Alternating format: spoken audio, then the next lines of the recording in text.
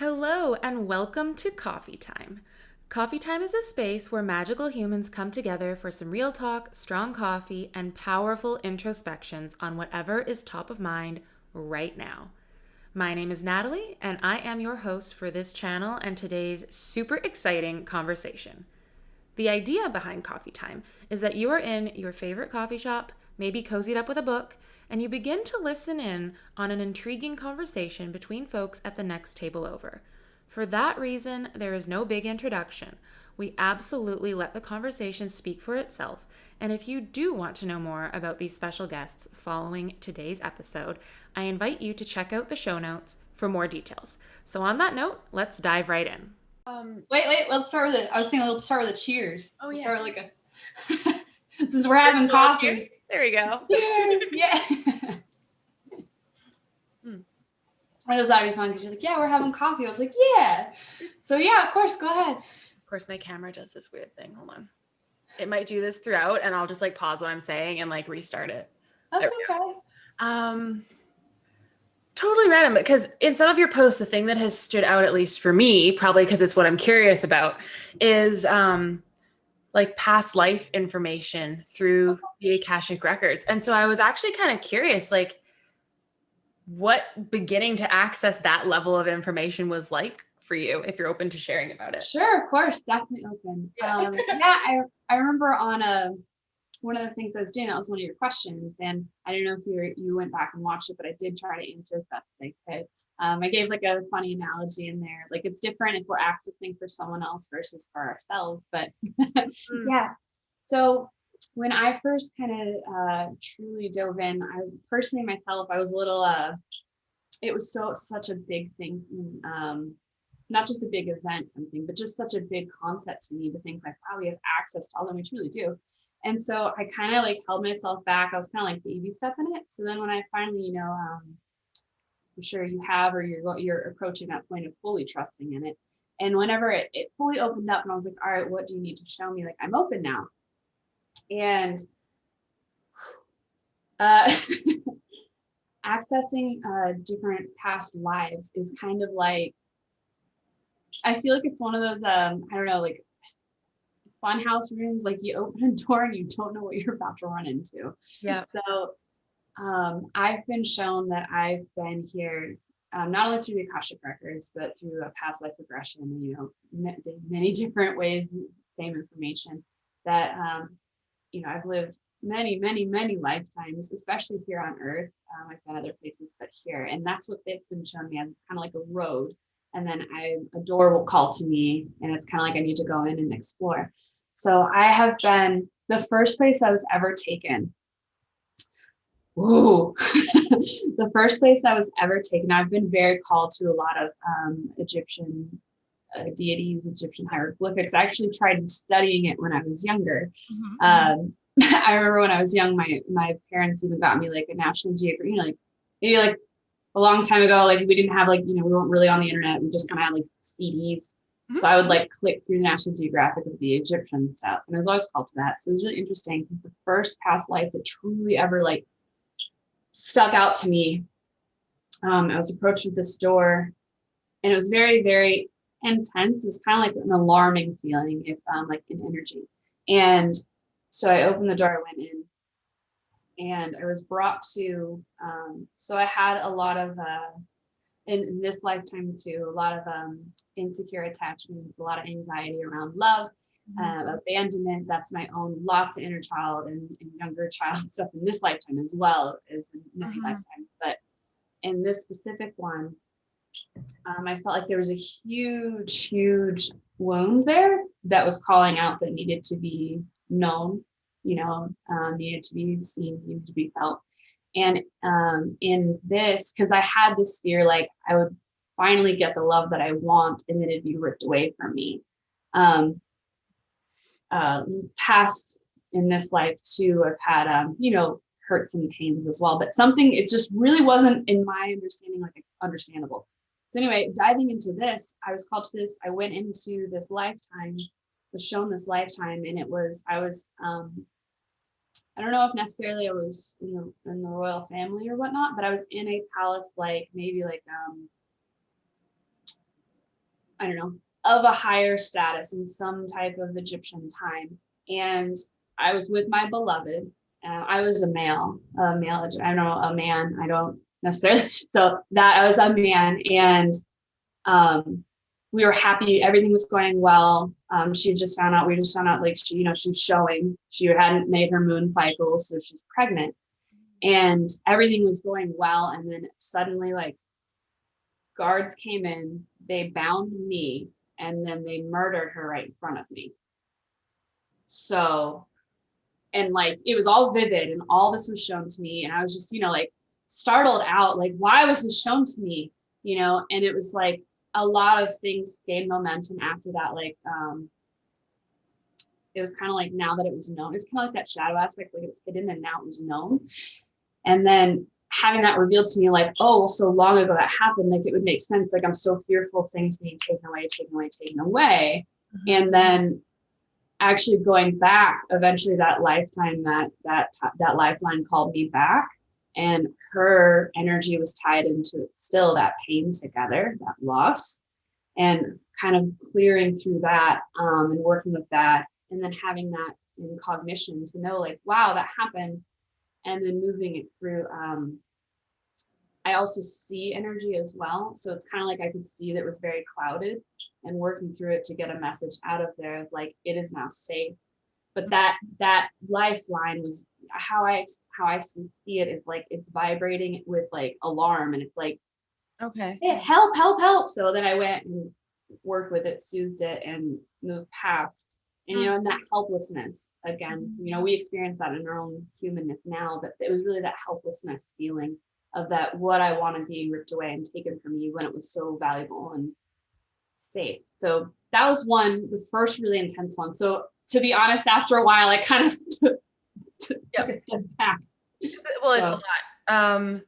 That's interesting, because the first, and I've only had really like one glimpse until recently. My friend was shown some, and I'm like, oh shit, okay, now I have to look into this. But oh yeah, we can swear here, just so you know. I will. You don't have to. Oh, yeah. Okay. There you go. Okay. Now we're in it. So I had an experience when I first started accessing, well, not first, I'd been accessing the records. I was having a lot of trouble getting information. I did a course on my level 1. And in that course, it was brought up that I had lower vibrational entities attached to me. Okay. And I was hearing them in the records because they were like so attached. And so I wasn't really connecting because there was anyway, that whole thing. So once that was taken care of, I went in after a while, and when I felt safe, because I was obviously kind of scared. Yeah. And my friend and I kind of talked about this on the recording I told you about, because it's like they tell you, like, in the records, like, it's all love and everything is safe. And then this seemed very contradictory to that. So like I ran into that. Right? I ran into that. Yeah. So I waited. I just got the chills, like reaffirming things. So I waited till I felt grounded and protected, and also just like confident enough to set a boundary if something like that happened again. Right. Because very unknown, right? So the next time I went in, and I have not been very third eye active in terms of visuals. Like, I can feel the energy, but often I'll default to interpreting it a different way other than visual. This was the first time going back in, and I saw an image of me. It was fleeting, but it was me in the top of a pyramid. Okay. And there was like energy flowing through and like into my crown.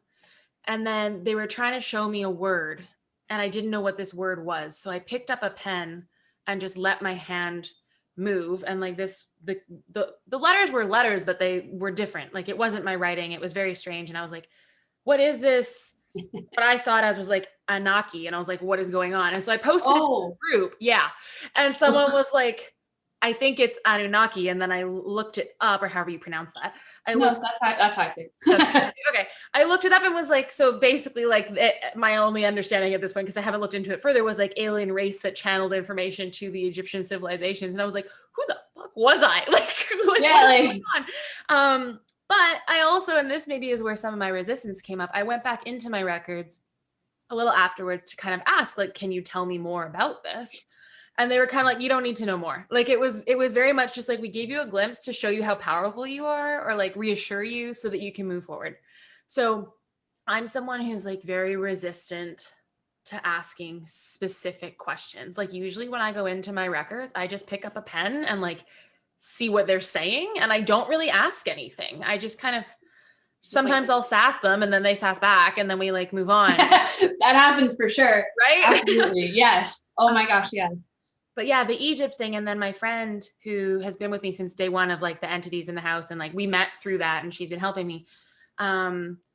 She also has some ties to like Egypt stuff, but we were shown on our, what is it called? We did like a Yule ceremony with my like weird candle that I decorated back there. And whenever I would talk, the candle would start like whipping back and forth. And like I was at my house, we were doing it on FaceTime. So it's not like she was talking, we were talking towards the candle. So finally she's like, all right, let me just like see what's going on here. And it was a whole group came to visit us. And my read on this was that and they don't talk about this, right? You're getting excited because I think this is how you and I are talking about the spirits too. So I feel like there's a lot of stuff here for us to dive into. That's why I'm telling the story. Because none of it is as linear as people say it is. And like even doing the class to go into the records, and it's like, you need a legal name to do this thing. I was doing a card pull for someone the other day and I popped into their records and not my own because it was a different voice. Like, so I think that this collective, they called themselves like a tribe or something, that came to visit us was like the equivalent to like the masters, teachers, loved ones, whatever words you use, for if you had like a Venn diagram of your souls, it's like that collective for the center section. It's not for us as individuals together. It's actually for the overlapping part of our souls. And so now they basically were like, the hall is open, and showed her a picture of a library. And she's like, they're showing me a library. And I was like, dude, that's the records. And I was like, yeah, exactly. That's awesome. It's so cool. That's where my exploration is at right now. But it's cool because it's like, it's taking me time. But at first I was like, how am I supposed to do that? There's no name. Cause it's like, but really I think the name helps convey intent, and you need clear intent to access what you're trying to access. Sure. That's my take on it. I don't know what you think, but. No, so for me, I give like a quick little mini rundown. If I ever do like a first session with someone, this is how I always start. I give a brief overview again, what the Akasha is, what the Akashic Records are, what we're doing, what, how we're utilizing it, how, all this. So when I share that, whenever I've heard like, we need to use your legal name, it's the whole, I see it as, like we've connected ourselves, we have already connected, everyone's connected to the records. So like we're consciously connected and we're going with intent, and we're building a bridge between us and another person. And I see it as more of, because each soul is known by a specific vibration in this lifetime, which would be our name. Mm-hmm. So I did start with like the legal name, but then to me, I'm like, it felt like formal, and I'm like, So to me, it was very much like, what do you commonly go by? Because to me, it's like mentioning the name again is the intent, as you said, but it's also like it calls to the soul, but then it also calls in the subconscious mind of themselves. So it's connecting not only their humanness, that human name, but also to that soul. And I feel like it's bridging, linking to one to connect everything together. But like you said, it's truly the intent. And then I feel, as broad as everything is, it's all, you're mentioning Venn diagram here, and it's all together. It's not just one here or there. Just like we were talking before about multiple planes and different dimensions and densities and all those different things, they all blend together. So I feel like that's really truly what it was. It's just it for you guys. It's just your intent was that's what they wanted to bring through, and they're like, hey, like your energy's at this frequency. We're opening it up for you because this is what you. Like you're aligned with it. Exactly that. You're aligned with it. So like, yes, the name can help, but I think truly, like you said, so that's usually what I share at the beginning. It's just kind of linking your humanness, so you're paying attention, but then also like your soul comes forth too. Mm-hmm. And those, Yeah. I like that a lot. And they get coherence together, I guess. Their frequencies come together in coherence. I guess that's what I think of it as. So yeah. It totally makes sense. And I think it was like I had a day of just sitting with it and being like, huh? Like, how am I supposed to do this? And then I was like, okay, I can. And so I was actually in mine the other night and kind of asked like, okay, this is what I want to access. And it was a whole lot I wasn't ready for. It was just like, I was so tired too. And there was just so much energy coming through my head. And I was like, yeah, not right now. Like, we're not doing this right now. So And it's good that you're aware to be like, hold up, chill. Like I've had to do that a few times, and it's okay. Like Yeah. I feel like there was another part of that touched on the spirity thing, but I forget how I was planning to segue it. But when I was talking about like the Anunnaki, the whatever, but I think it's that you had mentioned about intention with interaction. I think that's the thing, because I think similar. No, this is what it was. When you were saying about your past life thing and you felt that vibration and you had to nurture it and that sort of thing, like that reminded me of our exchange about working with spirits. And I really like the approach that you shared, because it really is, it's like that kind of, to me at least, like neutrally acknowledging their existence. And any spirit that I've had to deal with myself, at least so far, has very much been like, it just wanted, a lot of the times they want the things that I also want, and they come to me because they know I can understand. yeah, Right? that makes sense. Yeah. I think one of the things you shared that really resonated me when we were talking about this, you're like, we're all, we may be on different planes, but we're all in the same technical space. And like neither of us have the right more than anyone else. And I was just like, that was so perfectly said. And so like we're coming together, like just our energies connect. And you're right. It's not like so that's like how you were asking about like vanishing, do I just do it right away? And it's just like, well, I'm not just like, bye, you don't need to be in this space. But it was all like, a lot broader than that. But I really liked how you put that into, like, it was eloquent and beautiful and encompassed the truth that we all exist in this realm and none of us deserve it more than any other. Mm-hmm. I will say I can't take credit, because it was actually a spirit that I work with that told me that. She gave me a test. She put a spirit in my house and to see what I would do. And of course I panic reacted and like forced it to cross over, and then felt really bad after the fact. And I was talking to her and was like, what did I do? I'm so sorry. And she's like, no, it's fine. Like the thing was, there was no bad outcome. Like it was very much like, if this spirit crosses, that's good. And if you had chosen to just let him exist, that is also okay. And so it really was about getting to that point. And what her message for me was like, none of us has more of a right. Like, this is just where we are. And I think that something that I've been working with a lot lately is recognizing that, like, before I set that boundary and say, like, you know what, though, this is my space, so like y'all need to go, is to just acknowledge that they're here. And so I have at times, like after my surgery, I accidentally brought home some folks from the hospital. Yeah. And I was like, I was so focused on not like astral projecting while under anesthetic that I forgot about like basic protection in a hospital. And so it was very much just like hey, I know you're here. Like, long term, that's not a solution.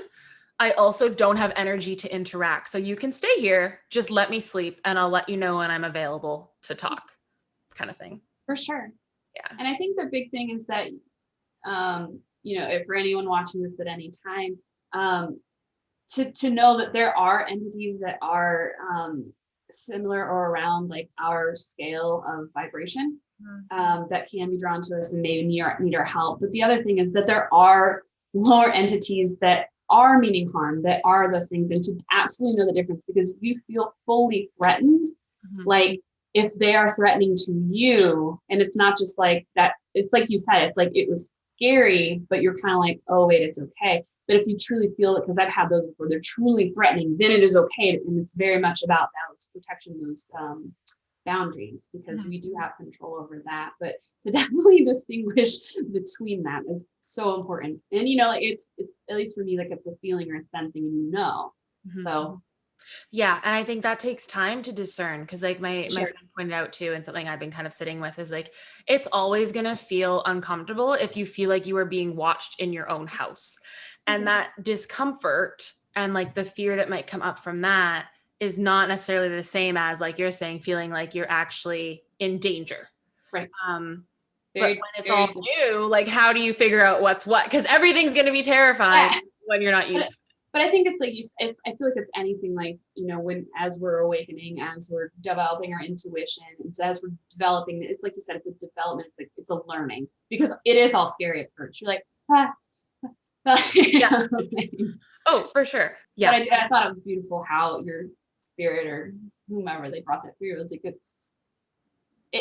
I'm a very big outdoors person, and that reminded me to the idea of, like, we're like, oh, the damn deer is crossing the road, but then the deer is like, why is this damn road, and why is there a car crossing the forest? So it's like that thing. What perspective are you looking at? Yeah, no, absolutely. I think that's so good. And that's a really good way to put it. Because it can be totally scary. And I haven't had, truthfully, like I haven't had much experience with it. But I did realize the other day something that was really powerful, like talking about boundaries. And my friend and I were chatting, and I was kind of like, why are all these spirits all of a sudden coming to me? And like, aside from not protecting myself in the hospital. And what I realized was like, my wards are only working to the extent that I want them to. Going back to intent, like it's so important. And it's like, as much as this does terrify me at times, there's something in these interactions and the connections that I value. And that's why I have not stopped it all fully, because as much as I'm like a baby witch on this journey, I've got the message a couple times that it's like, if I really wanted it all to be gone, it would be. So something about me wants it and values it, I think. Yeah. Yeah. And I mean, it's very much, like we all have vast experiences on any plane, but in each lifetime as well. And very well, that could be part of your, there's something in you that, is helping and growing as well. And you're clearly, there's something that's being grown from that experience. And that's something that, again, too, like someone, listening or watching this later, or someone that you work with later, like they're like, oh, like someone else gets it, because your work will speak to other people, and it's your own experience. And they're just like, oh, someone else gets, like, that's why I got excited. I was like, someone else talks to spirit. So like, yeah, like, totally. And I think that it's, it's for you, it's for them. And then of course it's for the collective as well, because the right people, like when it's needed, it will be found, so yeah. And of course you are that powerful. Like we all are, we all have those, we do truly do have those energetic boundaries of like, if you want it to stop, stop. So yeah, I just think it's wonderful, because Thanks. there are plenty, like I said, like we were talking before, I've run into an entity that has followed me for years and would latch on. And I was at first I felt so threatened by it. And then over time, it was still very scary. And then it kind of like, I just kind of got up to this moment, like it was really, it's when I very first started auto writing.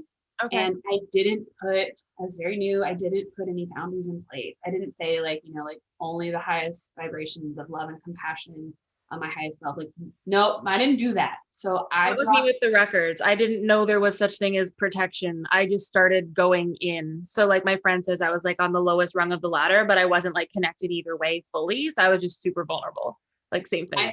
I've been there too. So don't, I did that with the records as well. And it actually scared me too, because I'm like, supposed to be love and like compassion and guidance. And it was very much like heavy and scary. And I'm like, And it was weird because it wasn't my first connection. It was like a few times in, and I'm like, this went like this, what's happening? And then that's when I learned, like, well, hold up, I'm open to it. So it's that protection and intent. But then back to the auto writing, I didn't put those boundaries in place. I didn't put that intent in there. And it was a very scary message as I'm writing. And I was like, I want to stop writing. And then, so I started like, it's like, you need to leave. You're not welcome here in my house. It was actually in this room. And I started saging, and then like the windows were open. It didn't matter. Fire alarm started going off. I was scared. It's nighttime. It's already storming out. I'm like, oh, why did I do this? And everything. And then I was so freaked out. So I was like, I'm going to go to my boyfriend's house, because like the power's flickering. I'm like, I can only handle so much at once. So I was like, this is scary. So, and I burned the sage. I actually burned what I wrote in that connection. I actually ended up burning it with the ashes. I buried the ashes because I was like, anyway. We're done here. Yeah. Yeah, just no. And then I had like, like my protection crystals and everything. I was like, oh, screw this. So anyway, as I was leaving, the entity, I can again, like, I can sense, I can feel, I can get a lot of that. I can see with my knowing. And the entity was outside kind of blocking my car. And I was like, like, I know I can run through you, but whatever. So like I started driving and then it came into my car and I could see it. So at first it was outside my bedroom window and I put salts like all along. Like I was like, screw this. Your neighbors would have been like, what is this chick doing? Yeah, they're like, crazy lady. Yeah. Oh, speaking of, like one day I did like a energetic cord cutting on my front porch and like they just stood outside and were just staring and they're not too far away and they're just looking at me. I'm just like, don't mind me, Your because I got the candles and the twine and I'm just like, whatever. So anyway, so this entity was in my car and like it just felt so scary and everything. And then finally I got that fed up moment. I'm like, what do you want? Like you've been following me for years. And then as soon as I asked that, because I said, I was like, like trying to drive and everything. It's like instead of being like this really scary, big, bigger energy, like again, they felt like maybe like 8 feet tall, very like strong, like ominous. Yeah. like, yeah, like, ugh. So, and yes, it's like they immediately went to like a small child, like maybe like 7, 8. And then it was like they were weeping and they're like, that's all they wanted. They just wanted. And immediately I felt like they just want to be seen, recognized. They wanted love and compassion. And I've been shown that like those are my 2 biggest lessons on this planet at this time is to grow through, especially compassion. And so I feel like that's why they came to me. So then I said, like, I give that to you. I see you. I honor you. I felt their pain and I've known that pain myself. So I was like, I honor you. I feel that in you. And I was like, you're free to go now. And then they left. And now every once in a while they'll come back. They'll like hang out by my garage, but they're not like this big, scary thing. And I'm just like, hey, how's it going? They're just like, like it's like a little kid like stopping by like maybe their grandma's house and just like, do you have any cookies? Like, oh, I know that feeling. I've had a couple kids not attached to me necessarily, but with me. They weren't scary though, but I had a similar one like that. And when I asked the last one, her name was Sarah, and I asked like, what do you want? And it was just like, I want to be safe. And it was like, well, what does that mean for you? And yeah, it was like family. And I cried. Like when she left, I cried because but a spirit who had been here previously told her to come to me. So I anticipate she had like been going to cross, but like wasn't quite ready. And so he was like, go see this person because he lived with me a while. And so she came and was like hanging out here. But yeah, I think that's an important distinction to make too. And now that and it's funny because like my first reaction is to like, oh my God, there's something in my house. It wants to attack me. Like, holy Jesus, what am I going to do? Like, but what if another gate opens in my bedroom? Like, all that kind of stuff. But I think it's an important distinction to make between like something can be like angry and frustrated and feel heavy and negative or whatever you want to say, but it doesn't mean that it wants to bring you harm. And so I think like someone even put in the group, and not to like talk too much about someone else's experience, but like about a spirit that was like negative, and they're like, I ran into one that was really like mean, but they also shared about how they had gone into a house of this person who had died and like messed with the stuff and like took the stuff. And so I'm like, well, if someone came into my house and fucked with my shit, I'd be mad too. So is that actually an evil spirit, or is it just protecting its boundaries because you didn't respect them? Right. So like that's how I feel. Like, so I think it's important too to distinguish that, because it's like and I think it goes back to that thing that we said earlier, like we don't have more of a right. And it's like, just because we exist physically in this physical world doesn't mean we're the only ones that get to have boundaries, right? Yeah, for sure. And I think that's an example of that, where it's like that's a warranted emotional response. Like, for sure. And it's like having that openness to communicate as well. It's like someone pointed out on one of the many witchy forums like or groups that I follow, and they're like, it's funny because when you watch the Blair Witch Project, you're like, like, and you really think about it, you're like, she told them not to come into their woods, don't kick her rocks, don't do all these things, and they did it anyway. And then they're like, oh, poor me. And it's like, she told you, like, so I was just like, you're kind of like, oh yeah, they're actually, that's a good point, but I think the big thing is that, so for me, I am very much about protection and boundaries. And like, so every night I do an energetic cleansing of my house and my intention. So like, I always say like, all, negative energies or entities, that are of harm or harmful intent, again, you are banished from this space. Mm-hmm. Only the highest love and compassion is welcome to re-enter it right now. And then I envision a very big, because I encompass like my whole house, pyramid of white healing and light, and then I spin it for protection to kind of create that field. And that's the biggest thing. It's like, especially while we're sleeping, because we connect back during that time. And so it also, I feel like, helps recharge as well. But then throughout the day, or we go anywhere, like, it's, as long as we can, again, it's always what, like you said, what we're open to. Like, so I'm open for someone or something, some entity to come into my experience, as long as like they truly do mean no harm. Mm-hmm. And then exactly like you said, they may feel a bit threatening, but again, think about it. If we're upset, if we're going through a hard time and we just walked up, just like floated, whatever, ran into someone, and we're very frustrated and upset. You said it too, frustration, anger, upset. Like, anger is a secondary emotion. Underneath that is hurt, pain, shame, anything like that's underneath there. And so, like, the big scary emotions sometimes are actually truly, like, think about it, like, we do that too. If we're really upset, we're like, so truly giving that space of like, what are you needing? What are you here for? And that's just like, even if we had a human friend, it's kind of like, maybe they have a big mood, but then giving them that space that, like, we're all out, we all do that. Yeah. So letting them be in that frequency or whatever it is, and then opening up to, Mm-hmm. is there a way I can help you? Mm-hmm. Are you wanting my help or in any way?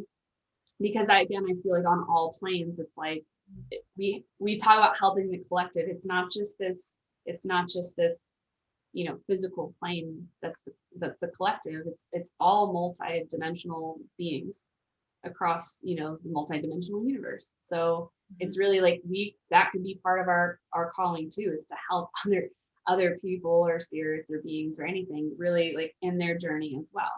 So I feel like when we intersect, like, there's a reason, either if they are completely threatening, to hold our own boundaries to show where we're at, or if someone needs our help. And then sometimes maybe we need their help too. We talk about angels and that, and like, you mentioned before, like a gathering came to you all during your Yule ceremony. Like, so that's my experience when I go into the records. Mm-hmm. It can be one entity, one guide, or anything like that. But it sometimes, when I go into other people's records, it truly is like a gathering, and it's very beautiful. And I'm just like, I just trust it, of course, like, just let it be what it is. But yeah, I feel like it's kind of the same thing for us. Like, I feel like when we connect back to the records, it's the same thing. Like, we're getting guidance, and I feel like, maybe we're talking about these lower vibe entities that come to us, like, maybe we're there, like, connection to another realm to help them. So it's kind of like, it's all the collective. Oh, totally. And as you were saying that, like, because I like that way of thinking about it, right? Like the multidimensional collective. And I think even like a really good baseline to get to that point of understanding, because I think for people who maybe haven't just like, it's different when you just dive into the records as like your first point of it, because that's kind of what I did. I was like, okay, let's go. Let's forget about everything else. Then I was like, oh, wait, there's like all these basics to get through first. But then similarly with just like talking to spirits in the last 6 months, I went from pretending they didn't exist / being terrified to having one that just chills in my house and sets the boundaries for me, and we watch movies together. So right, like, very different. But I think a really good way of thinking about it at like a baseline is, like, within this community, at least, a lot of people are pretty open to like reincarnation, past life stuff, and whatever. And even that, it might be a bit more linear, but even that is like um like a multifaceted existence, right? Like, you're thinking about your soul over different periods of space and time. And so why can't that relate to other souls existing in a different dimension now? For And it's sure. kind of like a stepping stone, if that makes sense. Yeah. No, for sure. I was like, I could totally go off the deep end with science, but like, that would take way too long. But I got some time, but yeah. I was like, so depending on how deep people want to go, like, again, there's something I ran into the other day that was talking about, like, I can help you, like, I can give you the knowledge, but it's but it's you who has to understand. It's you who has to experience. So I think that's a big thing too, because even in, like in our similar communities, it's very much, we can share the wisdom, we can share the knowledge, but it's very much personal experience that takes people where they're at and where they're going and where they're growing to. But I'm, very heavily scientifically, logically minded, my background of that. And it's like, that's also what I think the beauty of it is because I feel like part of my mission is to, at least in this lifetime, is to link the actual physics, the actual, everything, the mathematics even makes sense to me if you really think about it, like going through, like that's what I feel like I've been called to, is to link them both. And so like I think it's really beautiful. But if they really go deep diving, there are experiments that have actually gone through and they're accessing different levels of consciousness, and they have different codes for them and everything like that. These are released documents that have been read, and I get it now, because when people are like, it's hogwash, and I'm just like, it's not, but you really have to want to read it because it is so dry, because of how much it's exciting to me, because I'm into all that stuff. But it has like, formula, it has, it explains different things, but it is pretty technical and it's pretty dry. But the science studies are truly out there, and it talks about depending on, if you're, because they talk about like astral projection, they talk about accessing different consciousness, they talk about what reality truly is, they talk about, so much. And they're talking like, if you come into a low consciousness state, there are entities that can hook onto you and can be threatening. So they talk about the importance of, these are like scientific studies. It's not just about this, because I actually, so you wouldn't have known this, but I studied philosophy, but specifically I did formal logic, AI theory, and like phenomenology and like theories of perception. So awesome.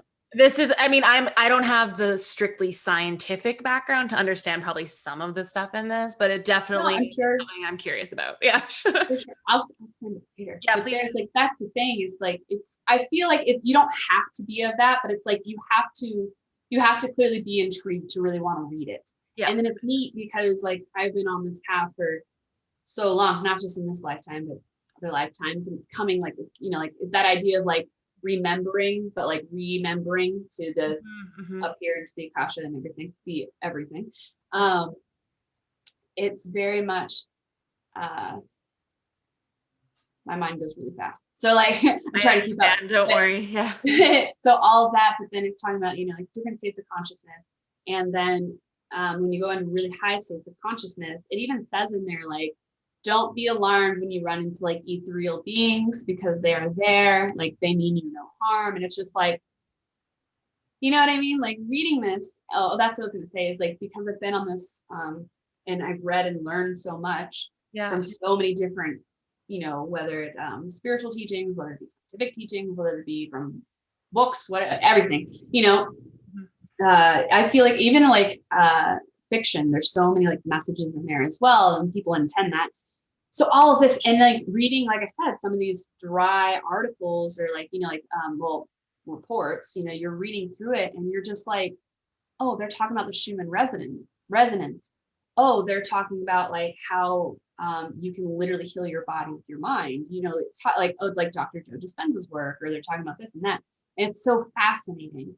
And then because I feel like it's just the knowledge that's truly there.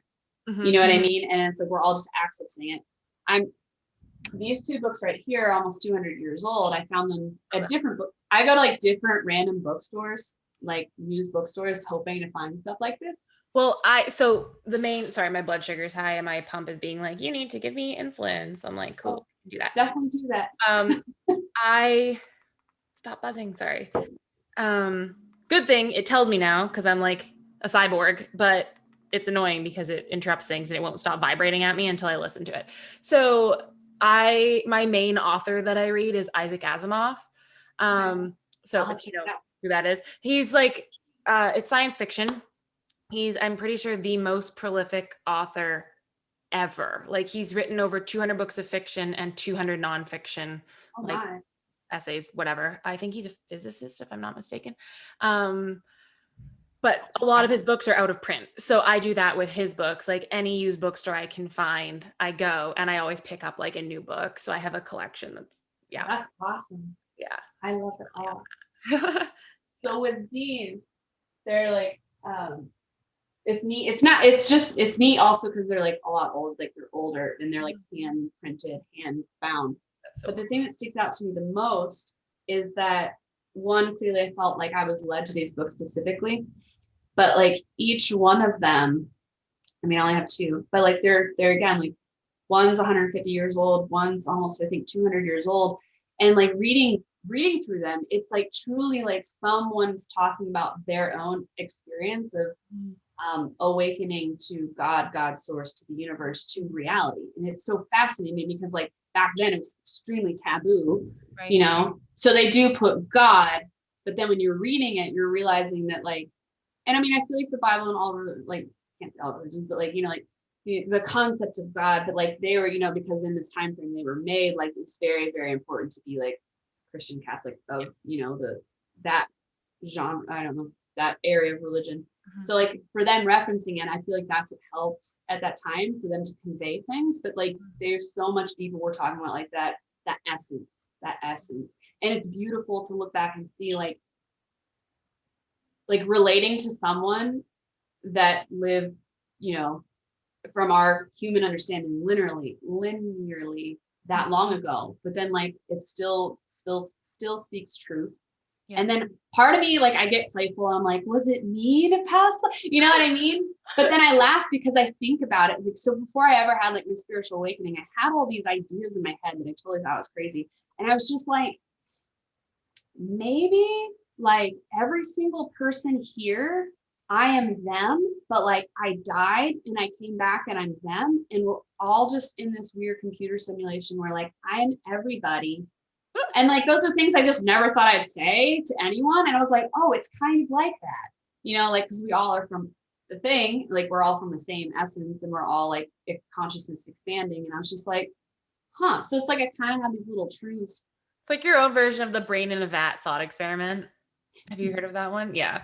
That's really funny. But I get that feeling because I read a book a while back called The Eternal Validity of the Soul. And it was one of those Seth Speaks books where that's crazy you mentioned it because like I was just thinking, like I was like, because I've read so much Abraham Hicks works and I didn't know what they started from was from Seth Speaks. So I was like, maybe I should read that soon. And then you just mentioned it. I was like, yeah. So it was recommended to me when I was like grieving a loss of a mentor. And that was the thing. I was reading this book and it was like every theory I had come up with, because like philosopher type brain, like I go and whatever. Sure, yeah. Every theory I had thought was in this book, but I had never seen it written anywhere else, you know? Yeah. Or the holes that I had found where I was like, I don't know how this works. Because for me, like my theory of a higher power is very intricate. It's not it can't for me just be like, it's bigger than me, it's there, whatever. Like right. It needs to work in all circumstances. And so often I'm picking holes in my own and being like, okay, so how does that work? And how can that work and be consistent with this other thing that I've come up with that seemed to work in that, like whatever. I'm always doing that.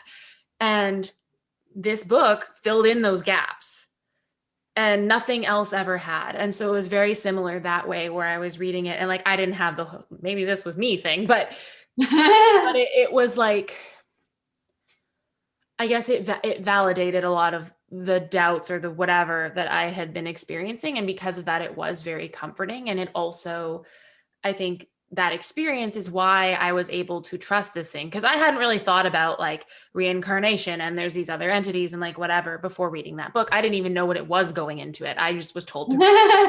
But I think that confirmation made it easier to like trust and accept the context of the book. Because like, how does that just happen? Like, you know, it's one of those moments where it's like, really, you're answering every single question I've ever had about the universe and it's all consistent with the theories I've come up with. All right, sure. Like, yeah. It's beautiful how that unfolds. I forget what few books did that for me, but that's kind of how it happened too. Like I had all these, like, I may not officially be a philosopher, but we all kind of are. And like, that's exactly what I did too. I'm like, so I was raised very, very, very in a very religious community or household and everything like that, and our community around us. And I had so many more questions. And like, I had read a religious text over and over again. I'm like, I feel like it means so much more than like the face value they're giving it. And like, anytime I'd ask questions, like blasphemous and all this other stuff. And I'm like, and I was just like, but why does that speak to my soul? You know what I mean? So I actually eventually ended up leaving, obviously. And I went on my own spiritual journey. And it's just like, I felt like there was always this underlying message and truth. And then I went and I can't say like, I can't admit that I studied fully in depth a lot of other like religious beliefs and spiritual beliefs, but I have explored a lot of them, and I just keep running into kind of the same message. And then I eventually ran into other books that weren't religious texts, and they were very much sharing, like, again, like you said, like my theories of the universe and like these ideas I had come up with, and like exactly filling in the holes that it all ties together. And you're just like, I wish I could remember exactly what they were. This was maybe like they come up until our release date. We can put a list together of those books for us each and post it in the group and stuff. Yeah. Perfect. Yeah. So yeah, and I was just like, it's incredible to experience that. And I think another wonderful thing is realizing the progression of everything that we've gone through. We kind of came up from our own experiences and having these own ideas in our heads that we didn't, like, at least for myself, I didn't feel like comfortable talking to anyone, because like I said, in that community I was in, like, it's like, how dare you, like this, that, and everything. And my biggest thing was like, you're telling me that the God of all, everything, existence, creation, everything fits in this box. And if it's not in this box, then it's not this God we serve. And I'm just like, but God is all and everything. God can't fit into a box. If God is all, don't put him in a box, or, he, she, everything. It's whatever, and like, I said that and I got kicked out. And for me, I'm just like, this isn't for me, because I'm just like, that makes more sense to me. I'm like, well, if it's of all, then it can't go in a box. You know what I mean? So that actually helped kickstart everything. And then going from that point, which was probably 7-8 years ago, and then continuing to grow and learn. And not that it takes that long for anyone, that's just my personal experience. And then, like, again, everything unfolding, and it's like, it just gained momentum. Like the Akashic Records everything just fell into place, that I can't believe how it came into my life. And then even for me and everything I experienced, because I've been hanging out with spirits like my whole life, which is another thing I could never talk about with people, because then, I'm demonic or whatever. Yep. Same. So like, whatever. And then, so I actually, when the Akashic Records came up, even for me, I was kind of like, wow. But then I'm also like, I don't know. And then I actually kind of pushed it away. And then it's kind of like, I disconnected from it, not on purpose, but it's like everything fell away. Like, I wasn't connecting to my intuition. I wasn't connecting to my guides. I wasn't connecting.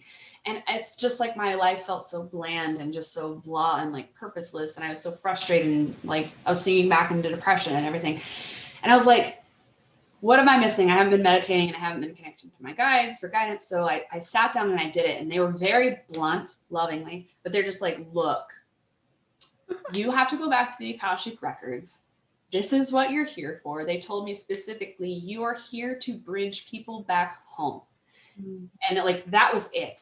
And it was very loving and but very much like, do this. And then I had always thought of the Akashic Records of everything. But then when we connect back, it's always like we were building an energetic bridge back home. So they picked the perfect words. And I was like, oh. Yeah. So, but how everything came into place, there's no other explanation than it was like this beautiful weaving together. And I was like, all right, I trust it. Cool. At this point, I love that. Yeah. And it's one thing that came up as you're mentioning, because I'm kind of exploring possible religious path right now, religious/spiritual. I grew up Catholic. It's not my jam. And the interesting thing about what I'm looking into is one of the basic premises that I keep hearing repeated wherever I'm looking. And I'm not someone who does a lot of research. The things come to me as I need them and I'll engage, but I'm not I'm going to read a textbook. It's just not how I operate, at least not right now. But the thing that keeps coming up that I keep seeing be said everywhere where I'm engaging with this material is like one of the fundamental like practices within this faith is to question everything, because it's by questioning that we reaffirm our belief, right? And I think that is so important. And like, also, I'm like, that's ballsy. Like, to be a religion that encourages the people to question what you were telling them. Like, So I think that's important. Yeah. I agree. So that's actually one of the other things that I got shunned or kicked out was the fact that I asked, I go, how do you know what you believe if you don't question it? If you don't go learn other things to put it against it, how can this stand? And then I said, do you know all there is to know? Mm. Do you know all there is to know? In our humanists, no. Yeah. Then how can you say what's truth? Mm-hmm. So, except for our own exploration, our own experience. You know what I mean? So I understand. I really like that, to question everything. Exactly what you said. It's like not only just in our fundamental stage, but like continuously. Yep. Because a lot of the times, like I always see it as whether someone is Christian or Buddhist or Taoist or anything, whether they're not any, they're just spiritual, whether they're not, it's, I was raised Christian. So like a lot of my basis of understanding is from the Bible. And it says in there, like, it talks about how even the rocks cry out to God, whether they proclaim Jesus or not. It's just that even the rocks cry out. And then Yahweh, God, is known by, 700, 700, 900, 999. He's known by all these names. And I was like, that's the point, is that like what that spoke to me, in my, because that was again the foundational text I was grown on. It spoke to me as just like, whether you know Jesus or whether you know Allah, whether you know Muhammad, whether if you follow the Buddha, wherever, it doesn't matter what path you follow. I know like that's contradictory to a lot of the things that these texts say, but to me it was very much like, yes, God is known by so many different things because we all are experiencing something else. So if one religion or one spiritual practice or one way doesn't work or speak to you, then like, okay, we need to find what resonates with us, because that idea that every single everything is energy, everything, even matter itself, everything has its own resonance frequency.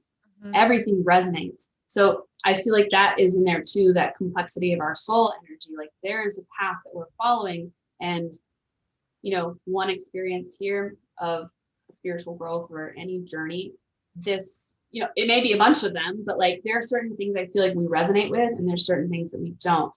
And it's like when we resonate with it, that becomes stronger, of course, because resonance is exactly that, where everything is vibrating together at the same frequency.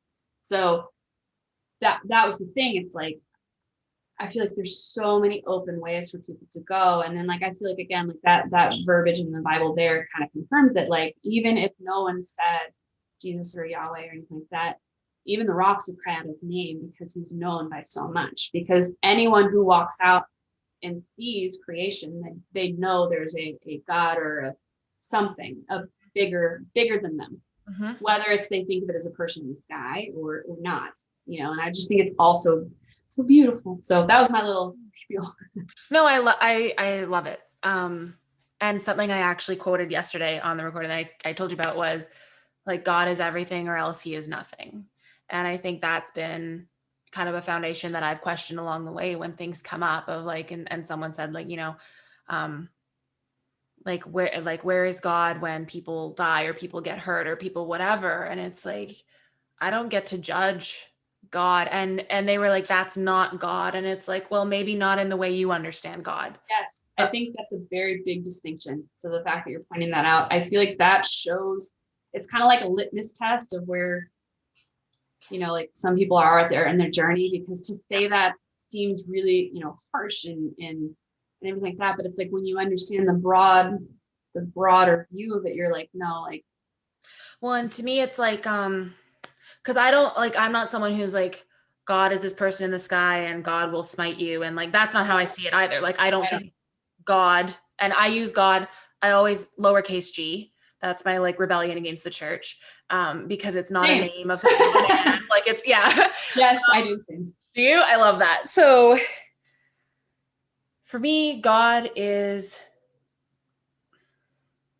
what happens when I show up fully present for a moment to be of service and fill my place in that interaction. Oh, I love that. So God isn't a person, it's not a thing. And that is, and there's a lot more to this, but it came from this book, and it'll go on our master list. I and Thou by Martin Buber. And I've referenced this before, but it's really important to me. And he says, like, people are necessary because we create the space in which God manifests. And so for me, it's that. It's being present, and it's the space between. And that space is God. It's not, and it's a Jewish philosopher. So this is rooted in like someone with a religious upbringing or whatever. Christian Judaism. Yeah, that's and I think that's important to note, because I don't know. Anyway, so it's like in those moments when those things happen, like it's not a one-to-one mapping where I can say that's not God because it's bad. Like it doesn't work that way. But the way that I would understand it is those are the things that happen when we are not all being present and being of service moment to moment. And so that's like that person not living in their God self or whatever, but like God is always there. That possible outcome is always there, right? Like, and then we get into like quantum theory stuff where we have like multiple dimensions happening at once. But I'm like, yeah. Like, I need my understanding of a higher power to operate in all those ways. It can't be something that dissolves when science comes in or when quantum theory comes in or whatever. And so that's where it gets to keep evolving. And it's kind of like this whole spiritual path. But I think what stood out to me when you were talking about like all the different faiths and all the different words and all of that, it came back to that intent, right? It's like if the intent is love and understanding and presence and compassion, then like, why would I sit here and judge the framework you use to understand it and to access it? Because it is the same and it is everything. Yep. Yeah. Absolutely. Fully support that. Yeah, that's type of too. I'm just like, who am I to tell you, one, how to live your experience, but two, how you need to comprehend your experience, and then how to experience your experience, or understand your experience, because, we're all, it's so big. But again, that idea of like, I forget the physicist's explanation of it, but it's kind of like, like we are all one, that dives into so many different beliefs. But then also like theoretically in physics, is that we're always expanding. Like this consciousness, this energy is expanding. And it's like we're all like in physics understanding, it's like we are all different data points. So like we can't always, we're all taking in information from a different data point. And it's not just, so like we all, like you're over there, I'm here on this, in this existence, on any plane, like we're all in a certain plane of existence at a specific point. Mm-hmm. So, and that gets into like, charts and data readings and everything like that. And it's just like, I truly can't experience your experience, but you are helping this, like say if it was a computer, you're gaining data points and you're gaining information for this, and so am I. And like it's consciously always expanding. And another thing that went off on this that I thought was just really cool to think about is that, we exist here on Earth at this, our understanding of time in this waveform and this molecular matter, and pinpointed in our being and our location on Earth. But then you think about it is how we are moving also through the cosmos as well, because where we were a year ago wasn't just where we are consciously, where we are physically, where we're, our cells are growing, we're aging, we're doing all that. We were literally, even though we've completed the year in orbit and plenty of rotations around the Earth and our sun, our star, we literally are not in the same location in our galaxy. Yeah. And then that's moving too. And I was just like, yeah. So his idea is that, like, again, tying back to the Akashic Records of like the Akasha, like we create vibrations on it. So if we truly were to like come back to that point We would experience the same experience because or we'd grow on that experience because we'd be interacting with that matter. We'd be in, or that frequency again. And I was like, wow, like thinking of truly expansion, not only in like in a physics standpoint. I was like, so that was really cool. That was neat. That is fascinating. It reminds me of when I was young and like a kid, and I was on a cruise ship, and I'd be walking along the cruise ship like deck, but then the cruise ship was moving, and I would always do this. I'd be like walking on like the track to just like do my thing, and instantly I would go to like, how many ways am I moving at once? And I would actually like build outward, and I'm like, okay, I am walking, the ship is moving, the ocean is moving, the world is turning, and it's moving around. And I would think like, how many ways am I moving at once? But it's like, that was my little microcosm for what you just described. Like as a kid, I was like, where's my data point? Like, yeah. And it's like, that reminds me of like one of my engineering classes. They were talking about like relative movement, and then you determine the movement and the frequency of movement between two points and their movements. And it's just all this neat. So yeah, cool. I love the nerdiness. Yeah, this is awesome. Yeah, I feel like we touched on so much. I really appreciate you taking the time for this chat. And thanks for inviting me. It was a lot of fun to cover all these things. And yeah, just like, thank you for sharing your experiences and your spirit stories. Same. Thank you so much for tuning into today's episode of Coffee Time. Before you leave, don't forget to hit that subscribe button. And if today's show resonated, I invite you to drop into the comment section and share whatever personal introspection came up for you today. Anything you can do to help make the show more accessible is super duper appreciated. Until next time, I am your host and coffee drinking companion, Natalie, wishing you a beautifully caffeinated day.